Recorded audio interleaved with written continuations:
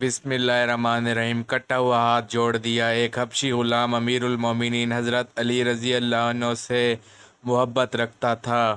ایک مرتبہ چوری کے جرم میں اسے حضرت امیر المومنین حضرت علی رضی اللہ عنہ کی خدمت میں پیش کیا گیا۔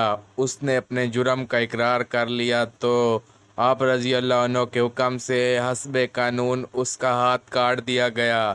ہاتھ کٹوا کر حبشی غلام دربار علی رضی اللہ عنہ سے واپس آ رہا تھا کہ راستے میں حضرت سلیمان فارسی رضی اللہ عنہ اور حضرت ابن القرار رضی اللہ عنہ سے ملاقات ہو گئی۔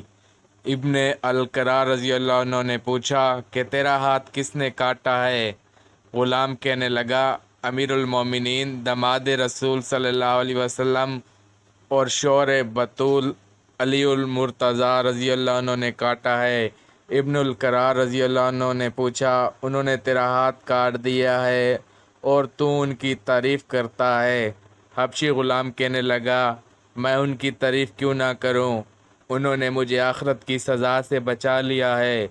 حضرت سلیمان فارسی رضی اللہ عنہ اس کی یہ بات سن کر بڑے حیران ہوئے اور جا کر حضرت علی رضی اللہ عنہ کی خدمت میں سارا واقعہ بیان کر دیا۔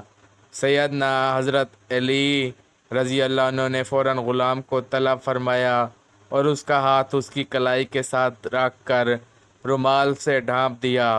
کچھ دعائیہ کلمات پڑھے۔ اچانک غیب سے ایک آواز آئی کہ کپڑا ہٹا دو۔